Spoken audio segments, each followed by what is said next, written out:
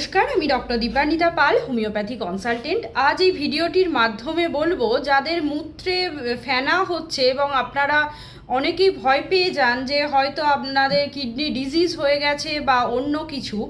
আসুন আজ জেনে নিই এই মূত্রে ফেনা হচ্ছে কেন। প্রথমেই বলছি প্রোটিনিউরিয়া সম্বন্ধে। প্রোটিনিউরিয়া মানে কি? আমাদের মূত্রের মাধ্যমে যখন প্রোটিন নির্গত হয়ে যায় সেই কন্ডিশনকে আমরা বলবো কিন্তু প্রোটিনিউরিয়া। এই প্রোটিনিউরিয়া যখনই একটা হচ্ছে সেটা কিছু কিছু ডিজিজ কন্ডিশনকে কিন্তু রিপ্রেজেন্ট করছে। তার মধ্যে হতে পারে আপনাদের ডায়াবেটিক কিডনি ডিজিজ হতে পারে, কারণ যাদের ডায়াবেটিসটা অনিয়ন্ত্রিত অবস্থায় আছে দেখা যায় কিডনিটা কিন্তু তাদের এফেক্টেড হচ্ছে। পরবর্তীকালে দেখা যাচ্ছে ওই কিডনি যেহেতু এফেক্টেড হচ্ছে সেক্ষেত্রে কিন্তু আপনাদের প্রোটিন ফিল্ট্রেশন হচ্ছে না, ইউরিনের মাধ্যমে প্রোটিন নির্গত হয়ে যাচ্ছে।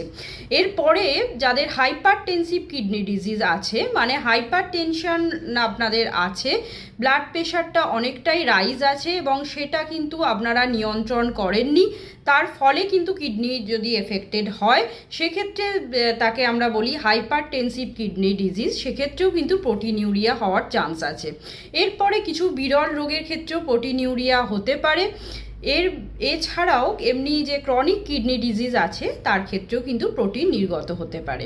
এবার আপনাদের জানতে হবে নর্মালি কিন্তু আমাদের মূত্রে প্রোটিন থাকে, সেটা আমাদের 150 mg পার ডে, এটা কিন্তু আপনাদের নর্মাল লিমিট। এরপর এটার থেকে যখন এক্সেস হয়ে যাচ্ছে সেক্ষেত্রে আমাদের কিন্তু কোনো ডিজিজ কন্ডিশন আন্ডারলাইং আছে সেটা ভাবতে হবে। কোন কোন আপনারা সিমটমস দেখতে পাবেন এই প্রোটিনিউরিয়ার ক্ষেত্রে?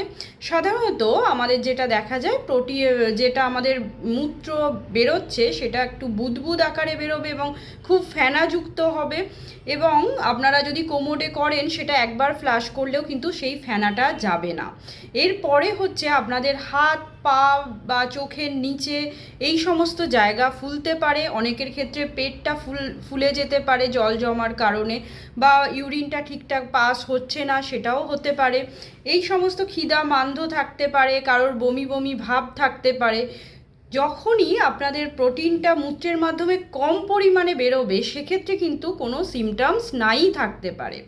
তাই আপনাদের যখনই মূত্রে একটু ফেনাযুক্ত হচ্ছে, মানে একটু তো ফেনা নর্মালি থাকেই, যখনই অতিরিক্ত হচ্ছে সেক্ষেত্রে অবশ্যই একটা সাধারণ ইউরিন টেস্ট করাবেন।